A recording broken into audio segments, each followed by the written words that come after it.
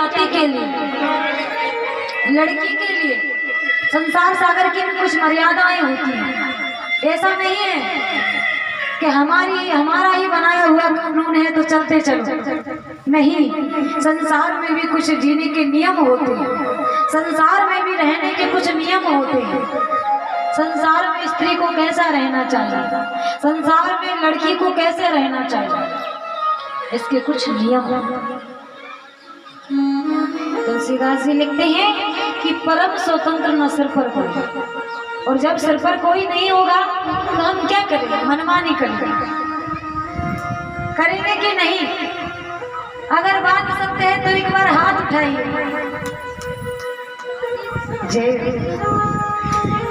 तो ऐसा नहीं होना चाहिए, सिर पर किसी ना किसी का एक प्रतिबंध होना चाहिए, डर होना चाहिए। जैसे कि भगवान का भक्त होता है, भगवान का सेवक होता है, तो उसे परमात्मा का डर होता है। जरूरी नहीं है कि संसार सागर में ही कोई, परमात्मा का डर होता है कि ऐसा ना हो मुझसे कोई पाप हो जाएगा तो प्रभु मुझे दंड दे दे। उसी प्रकार से हमारा जीवन होता है। जैसे कि बेटी जब जवान होती है तो अपने भाई के अधीन रहती है, और जब उसका विवाह हो जाता है तो पति के अधीन रहती है। और पति तो बहुत बड़ी चीज है, पति के बिन तो स्त्री का जीवन अधूरा है। रामायण जी में लिखा है कि जिए बिन दे नदी बिन वारी, और तैसे नाथ पुरुष बिन नारी। जैसे कि देह के अंदर अगर प्राण ना हो तो क्या होगा, हम चल पाएंगे, देख पाएंगे, सुन पाएंगे, कुछ नहीं। जिए बिन दे नदी बिन वारी, अगर कोई नदी है और उसमें जल ना हो तो वो क्या काम है। वैसे ही नाथ पुरुष बिन, पुरुष के बिन जीवन अधूरा। जिसका भी पति है, जिन्होंने भी गृहस्थ जीवन अपनाया है, धर्म अपनाया है, गृहस्थ धर्म जिसने अपनाया है, उसके लिए है उपदेश। और पति जैसा भी हो, पति परमात्मा होता है। स्त्री के विवाह के बाद पति ही सब कुछ होता है। अनसुईया जी के आश्रम में जब माता सीता जी पहुंचती हैं तो अनसुईया माता जी उपदेश देती है, और उपदेश देकर एक बात और बोली कि हे पुत्री, ये तेरे लिए नहीं, ये संसार की सभी स्त्रियों के लिए है। तेरा तो इतना बड़ा धर्म है, कितना बड़ा धर्म है कि तेरा एक बार जो स्त्री नाम लेगी माता सीता का, जो एक बार सीता कहेगी, उसका पतिव्रता धर्म जन्म जन्मांतर के लिए कायम रहेगा, बना रहेगा।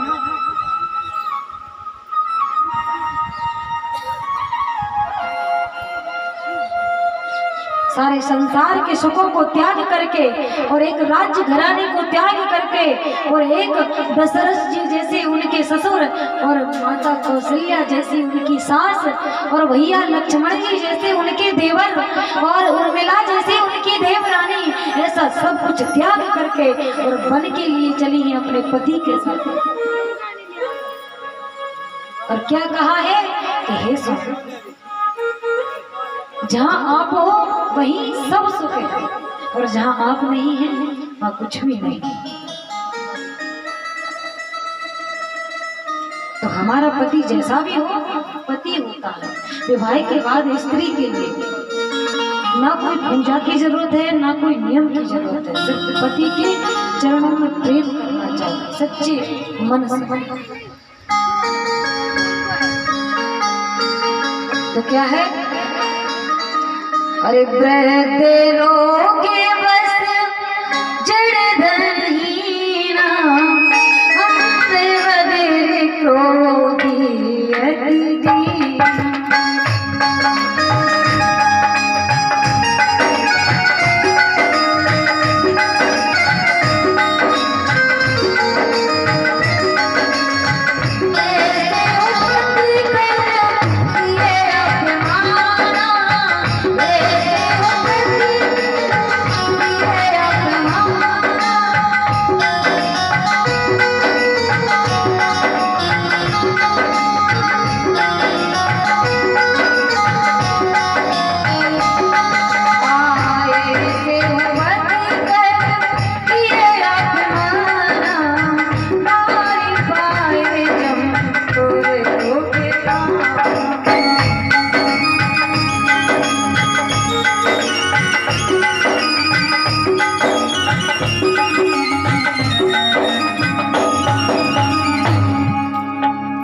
मृत रोग बस जड़ धने।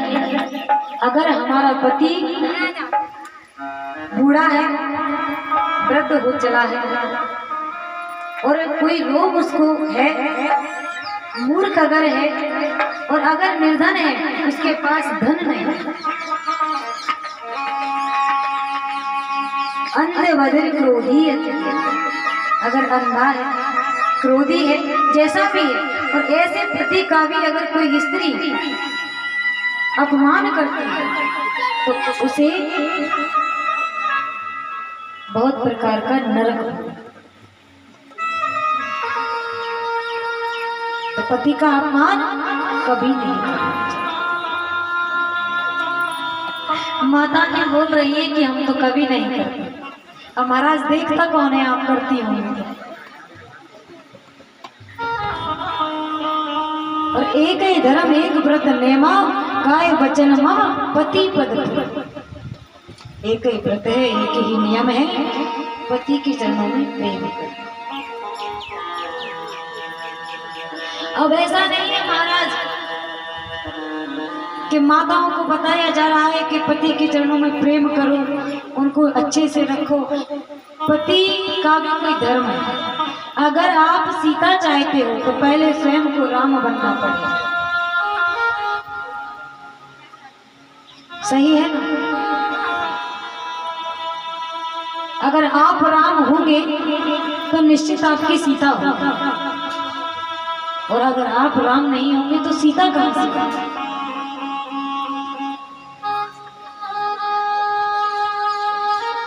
तो ऐसा ही है इसका तात्पर्य